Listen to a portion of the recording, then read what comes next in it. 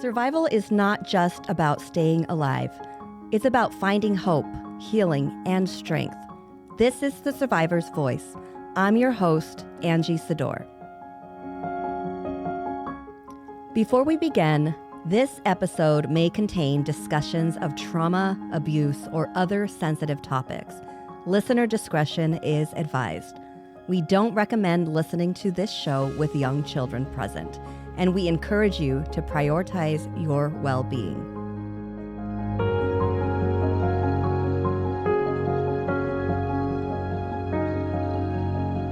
Today on The Survivor's Voice, people were home and they heard the commotion, and one kind older gentleman came out and brought a t-shirt. I remember it being a white t-shirt. And he said, "It's okay, son, it's okay." And he covered him up with that white t-shirt, which soon turned red. welcome to The Survivor's Voice. I'm your host, Angie Sedore. And today we are here with Kathleen Gianetti. She's a personal friend of mine, and she has graciously come onto our show to share a traumatic event that she went through. And I'm just looking forward to digging in to everything that she has gone through and overcome. So thank you so much, Kathleen, for joining us today. You're welcome. Thank you for having me. Yes. So first of all, tell us a little bit of who you are today. What do you do for a living? We want to kind of paint the scene of who is Kathleen Gianetti? Oh my. Well, I love Jesus with all my heart, soul, and strength. Met him about 27 years ago, face to face, and it's been an amazing, amazing journey. He has been there for me, my family, just protected, provided, all the things that he promises to do. Yeah. I've been married for 38 years. We have 2 children. Our daughter will be 41 on Monday. She still lives in Texas. We just moved here from Texas about 2 years ago to be closer to our son, who has our grandbaby. Oh, yes. Yes. So they live in Post Falls. For a living, my career for the last 11 years has been in the area of hospice care.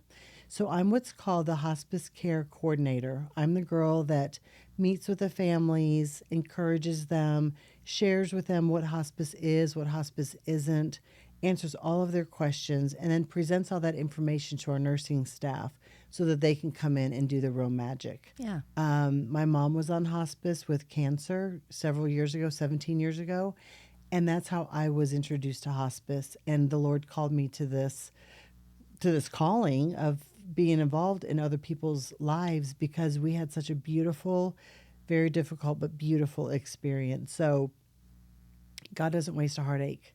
No. And my mom is, I think that she smiles at every single family that we meet. And my daughter also does the same thing in Austin, Texas. That's so awesome. Yeah. Love that. Yeah. So let's get into your story. Okay. Yeah. So start from the beginning and don't hold back. Okay. You know me, I'm not shy. So it was, I think the year was about 2005, give or take. Okay. Either 2004, 2005. It was a very bright, sunny May afternoon.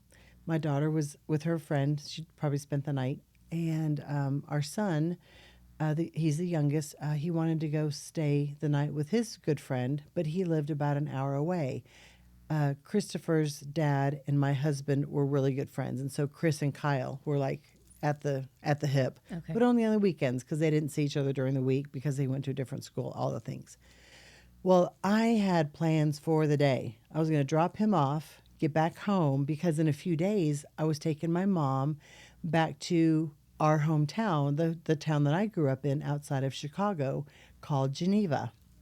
And so I had all these things that I had to do. One thing that I was working on as a Mother's Day gift for her was a scrapbook.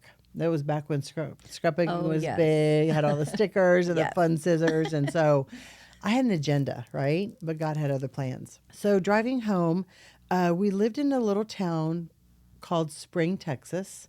And they had a little downtown area where there was always, it was like boutiques, kind of like Sherman Avenue. Oh. Boutiques, restaurants, lots of activities, live music on the weekends. But for one long weekend in May, they had this thing called a crawfish festival. Nice. Live music, tons of drinking, tons of partying. I grew to loathe that weekend because it just brought out like the very worst in people. I may have mentioned that my husband at that point was sober for about 8 years. Okay. And so I just didn't like going down there anymore because it didn't appeal to me. Yeah. So driving home, we are on a 2-lane road with no sidewalks. And I was behind a group of cars. And of course, I'm impatient because I'm like, I got to get home. What was the speed limit on that road? About 30. Okay. I want to say it's about 30. But I was kind of, I was back behind some cars. And the car in front of me over exaggerated to the oncoming traffic's lane to get around, to scoot around a set of boys that were riding their bicycles, sort of tandem, right? Okay. So Nathan was in front and Spencer was in back. I found out their names later. And so the oncoming traffic drove past me, and I was kind of right behind the boys. And then it was my turn to do that exaggerated turn around them. And the minute that I passed them, having children around the same age, my first thought, and I said out loud, you dumb boys. This is so dangerous. Oh my gosh. I looked in my rearview mirror to make sure that I had cleared them, and what I saw next was a landscaping truck behind me run over Nathan on his bicycle. I had to drive a little ways so that I could turn into a parking lot, and I can take myself back there like that. I banged on people's windows that were in the oncoming traffic. Call 911, call 911. And the next thing that I did is I got over to where Nathan was on the road. He was bloody, he was convulsing, and his friend Spencer was, they're 12. His friend Spencer was standing over him saying, Nathan, please don't die, please don't die. Oh my goodness. All I knew to do was to grab Spencer and get him off of the road. And I just knelt down next to him and I said, do you know Jesus? I said, buddy, we need to start praying now. And I just started praying audibly, Lord Jesus, be with this young boy, be with this family, be with this man that just rolled over a child, and it wasn't his fault. When I look back on it, I believe in all my heart that Nathan ran into the truck instead of the truck running into Nathan. It had a trailer on it with, landscaping equipment, lawnmowers. It was heavy. Yeah. And so when I pulled Spencer off to the side of the road, of course, everybody stopped. The ambulance got there within minutes. Oh, good. I took him off the side of the road and we walked up. There, I believe there was like a set of trailers, like single wide trailers. And if I remember correctly, the owner said, come up here and sit on this porch. And I had my cell phone with me. Thank God I didn't leave it in the car. And so I asked Spencer, I said, where's your mom? Where's your dad? He said, my mom's at work. And I said, what's her number? And I called. And this lovely woman answered the phone. Hi, this is Joanne. I said, Joanne, you don't know me, but I'm with your son. And his friend Nathan has just been run over by a truck. And we are on Spring Cypress Road in Spring. She's like, oh my gosh, thank you for staying with him. She goes, can you stay with him? I said, of course. Yeah. I'm not going anywhere. I will stay with him until you get here. And so she was about an hour away. She's an interior designer. She was about an hour away doing a job. And the ambulance came. And I knew that Nathan had died because they put him in the ambulance and just drove away with no sirens. Oh my gosh. And then his family showed up. His mom and either stepdad or mom's boyfriend, I don't remember now, showed up. And we were sort of, on that porch. So I never walked down to the scene. I wanted them to just be together. And the guttural sobs that came from the mama's inner being was something that I'll never forget. And it's been at least 20, almost 20 years maybe. So I waited for Joanne to show up. And in the meantime, the minute that it happened, it was on a Saturday afternoon. People were home and they heard the commotion, and one kind older gentleman came out and brought a T-shirt. I remember it being a white T-shirt. And he said, it's okay, son, it's okay. And he covered him up with that white T-shirt, which soon turned red. There was just, I don't know to this day if it was, his thoracic region that got run over and that killed him, if it was his head, I don't know. And it's kind of irrelevant. So Joanne arrived, and of course we hugged and cried, and she thanked me profusely for being there with her tender 12-year-old. I found out later, within the next 2 days, because the next day would have been Sunday, so I believe it was on Monday, the middle school counselor called me. She'd gotten my information from Joanne because I was an eyewitness. Yeah. And the counselor called me to ask me specific questions so that she could serve all of Nathan's Classmates. Thank you. And I told her everything.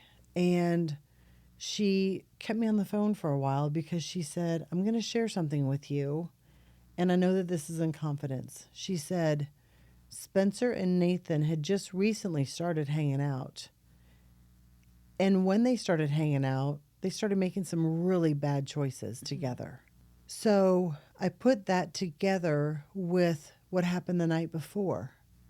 So Friday night, Spencer had spent the night with Nathan. Okay. Nathan's mom and stepdad boyfriend had gone to that crawfish festival and instructed the boys. They ordered pizza, had soda, movies, the whole nine. Yeah. They said, do not leave this house. Well, they disobeyed. Mm-hmm. They left that house. It was dark. They rode their bikes all through the subdivision. I'm sure it was innocent, but nonetheless, they disobeyed their parents. Yeah. When they got back home, Mom and Dad had already gotten home, and they were busted.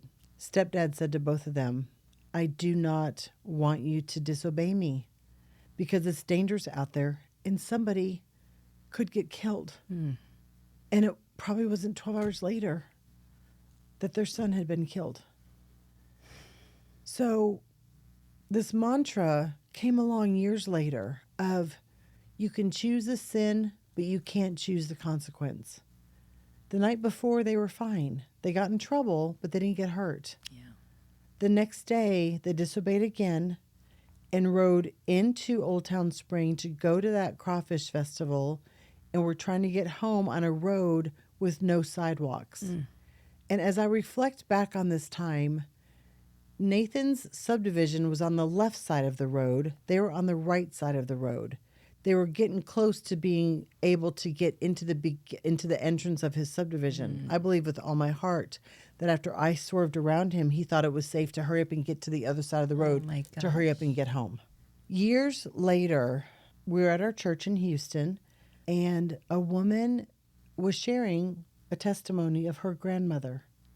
Her grandmother was such a strong prayer warrior, and her grandmother's son, so this, my friend's uncle, was wayward. He had gotten into drugs and alcohol, gotten in with the wrong crowd. He was an older teenager, 18, 19 years old. And the grandmother's prayers was, please get hold of my son. He is beginning to make choices that are affecting the rest of our family. Mm. They're affecting our community. They're affecting our reputation.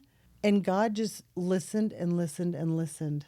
And he finally said to her, in the quietness of her heart, he finally said to her, I'm going to bring him home to me. And she was devastated. She was devastated. But God was in his mercy and his patience. He kept revealing things to her. He's going to continue making these wrong choices. He's going to continue to do things that are going to affect other people and potentially hurt other people. I'm going to take him home. I'm going to bring him home early. And she kept envisioning water, something that had to do with water, a lake, a river, just water. And she struggled with the Lord, just like Jacob in the Old Testament. She struggled with him. And then she finally surrendered her son. And it wasn't but a little while later that he was drunk on the water in a boat with his friends. And he dove off in some shallow water and broke his neck, and it killed him. Oh, my gosh. And so I thought about Nathan after I'd heard that story, and I thought, Lord, did you take him home early? There's an Old Testament verse, and I'm remiss. I do not know the verse. I know somebody in this room does, but it talks about the unrighteous potentially being harmful. And it's God's will. He can take us whenever he sees fit. And I struggled with that, wondering if the Lord chose to take Nathan early so that he could not continue making those poor choices and negatively affecting whoever else he was going to be around. Mm. And I don't mean for that to sound harsh at all. Yeah. I don't ever think that when we sin, that's a punishment. I do believe what the Bible says, that our days are chosen before we're even conceived. And so it sort of gave me some comfort. Yeah. It sort of gave me some comfort. And what made me have the most comfort was that I only knew the Lord for a few years at this point. And this was a really difficult thing for me to go through. Not that it damaged me, it did, but my two children were around the same age. And I saw how valuable life was, and how if we're not careful, we can really hurt people without intention. Yeah. The man that I have constantly prayed for is that sweet man that was in that landscaping truck. I never talked to him. I saw him later, at the scene. The police came and interviewed him, and What was his demeanor like? oh, he was so sad. He was so sad. And I just now have a memory of when I walked past him. I touched him on the shoulder and I said, "This was not your fault. I saw the whole thing and this was not your fault." And I just continue to this day, because I have no idea how he must have felt. Yeah. I have no idea. About 3 or 4 days later, before we left on our trip, my mom and I made the family a meal, and I took it to them, and I told them that I was an eyewitness, because I wanted them to know that their son did not suffer. I wanted them to know that there was somebody there praying for them, and I wanted them to know that I was available for them if they needed a shoulder to cry on. I told them, "I have no idea how you feel, but I want you to know that my children are around the same age." And side note, my poor kids, they couldn't get out of my sight for the next week. only And they imagine. were like, "Mom, I'm just going to the bathroom." "I'm going with you." Okay, it wasn't really that bad. But our son kind of had free reign of the neighborhood, and he still loves his bicycle. He's 36 years old, loves to be outside. But for a while, I was like, "No, bud, you can't go there. You cannot. I'm not allowing you to go down the certain street, not the same street, but another street that had no sidewalks." He's like, "Mom, I'll be fine." I'm like, "I'm not worried about your choices. I'm worried about someone else looking down, changing the radio station, whatever." Right. And I said, "No, because of what I witnessed, I'm sorry, but I need to know where you're at all times." Yeah. Maybe I'll let up when you're 20. I'm not sure. But at the time, he was about 14, I think. So Joanne and I kept in contact over the years through Facebook. They moved down to the Florida Keys. Last I heard, Spencer got married. And I wonder about him. I wonder I wonder how he was impacted by that situation. I wonder how Joanne was impacted by that situation. Like, did she have nothing but tenderness toward him? Or did she have, of course, tenderness, and then when you disobey, bad things can happen? And how close did it come to her own son? Yes. Yeah. And what about survivor's guilt? Oh my gosh. Yeah, there's a lot Yeah. to unpack in all of that. Yes. Yeah. And I pray that he has gotten some counseling. I pray that he has found Jesus in a deeper way. So yeah, it was tough. Did you have to get any counseling for yourself? How did you process that? You did. Mm-hmm. Through our church, we had a wonderful counselor, Louis Miori. If you're listening, you rock. But my husband and I, part of our testimony is that we were separated for a while, and then he found sobriety, found Jesus, and then we started going to this mega church in Houston, and Louis was the pastor of spiritual needs over the whole campus. Okay. So Rick and I had already been in counseling, and so the next time we went, I was like, "Do I have a story for you? I need some support. Yeah. I need to unpack this. I need to, figure out where to put this and figure out how to cure what the cure is." I knew the cure was Jesus, but his prayers and his support meant a ton to me and to Rick, because Rick was out fishing that weekend. So so then you had to deal with it the rest of the weekend by yourself. by myself. Yeah. Yeah. I know. It was hard. It was very hard. I remember just sort of being in a fog for the next 6 or 7 days. Oh, I'm sure. After 9/11, I watched a documentary, and it was interesting because they were interviewing some of the families of the people that had perished that day. And one woman jumped into counseling right away. She had to. Yeah. Her husband had perished in the fire in the crash of the plane. And her therapist gave her this really neat advice. He said, when something happens in our life, we have a file in our brain of, well, the last time I was close to running out of gas, I realized and popped right into the gas station. There's no file for the last time a plane hit the towers. No kidding. This is how I'm supposed to respond. Right. So I remembered that because I've never witnessed anything like that before or since. Right. Thank the good Lord. So I needed to unpack those emotions and figure out where to put them. My sympathy was so deep for this family that I felt like I carried some of that with me. Oh, I'm sure. The empathy. Yeah. And that helped a lot. Counseling helped a lot. Good. I'm a firm believer in therapy. Yes. I think that if you wait a long time before you begin to open yourself up, the longer things are within our spirit, the more Satan can stir up those lies and affect our relationships, reflect how we feel about ourselves. So bring it out into the light. And that's God can heal anything. He can heal it even when we keep it down inside. But it loses power when we share it, Yes. right? Yes. It loses its power. So I'm a firm believer in not only counseling, but about 3 years after this incident, my mom died of cancer. And about 9 months after she passed away, I was her sole caregiver. About 9 months after she passed away, I was introduced to this amazing resource called GriefShare. I share GriefShare with all of the families that I meet up with that are on hospice. Yes. Not with the person that's dying, but with, and I read the room. I don't walk in and be like, this is the greatest resource. So after your husband dies in 6 weeks, this is where you need to go. Of course. Yeah. Not. GriefShare is the most amazing resource. It is hosted and produced by a couple in the East Coast, Dave and Nancy Guthrie. They have buried not one infant child, but 2 infant children. Oh, my gosh. They know a lot about grief, and they know a lot about the Lord and a lot about healing. So GriefShare is a website. It's griefshare.org. You go onto that website, give them your email address. They will send you 1 email a day for 365 days. There's more to it, but this is what I chose to do.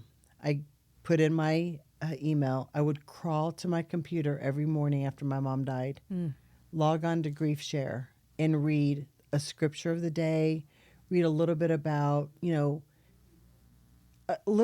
layer of grief. Sometimes it was if the Lord was speaking straight to me because it was about losing a parent. Sometimes it was about having a miscarriage, losing a child, losing a husband, losing a spouse, losing a sibling. It gave me, when it didn't really apply to my situation, it gave me an opportunity to pray for those who it applied to. Yeah. The other thing that GriefShare does is you type in your zip code, and without even knowing it, there's 6 or 8 support groups happening within 10 miles of you. It was hosted at my own church. I didn't even know it. And so I started going to GriefShare. For 13 weeks, I went to GriefShare. And part of my grief was witnessing Nathan's death. That was a piece of grief that I was way down deep inside. Yeah. As well as my dad dying the day he turned 51. I was only 20. No. And I never did any grief counseling after my dad died. I got married, had kids. We were busy, right? Yeah. Too busy to face what had just happened, Yeah. which is silly. I loved GriefShare so much. It helped me so much that I came back a second time and did another 13-week session. Yes. Then I started volunteering to help others who had grief. Then I started facilitating GriefShare. So I have seen people that were in my space walking in the first day of GriefShare with either a brand new loss, a 5-year-old loss, a 10-year, it didn't matter. It doesn't matter how long ago you've lost somebody. When you walk into GriefShare, you're all level playing field. Everybody in there has that in common. We've all lost somebody. Yeah. It is so powerful that week 1, I would see people coming in, getting a name tag on, very sullen, very sad, even sometimes sobbing, sit at the different tables. By week 4, they were sort of like exchanging phone numbers, having coffee. Week 13 is all about heaven. And each session, we'd have a spring, summer, and then a fall, winter. At the end of each session, we would have all of the participants come to our home, and we would either do, depending on the time of the year, we would either do ice cream in the summer or hot cocoa and Christmas cookies in the fall, winter session. But we bought those Chinese lanterns that you can light, and they go up into the sky. Yes, I love that. Yeah, and where we lived on a little pond. So Rick and I would take 6 or 8, however many were in our group at the time, sometimes up to 10, and they would take a Sharpie and write their loved ones' names, and then we would expand the lanterns, light the sterno, and just watch all of these people release their loved ones to the Lord. And How such beautiful. a beautiful, and it was always a surprise. We started telling them about week 6 or 7. Week 13, we're going to take a field trip. We're going over to our house. We're just down the street. But we never told them why. Yeah. And the surprise and they constantly, I'm still friends with so many people through GriefShare, constantly remind me of how special those moments were. Oh my gosh. And how just sort of helped them release. Yeah. You know? Yeah. Just that physical visual of, okay, we know you're with the Lord. We're going to be okay. Yeah. We miss you like crazy, but we're going to be okay. That's awesome. Yeah. Awesome. Well, thank you so much for sharing your story with us, Kathleen. You're welcome. Thank you for having me. Next week on The Survivor's Voice. I thought I was going to die that night, but I never had like this hate where I wanted to take their life. You feel helpless and you feel hopeless, but that doesn't mean that you should do nothing.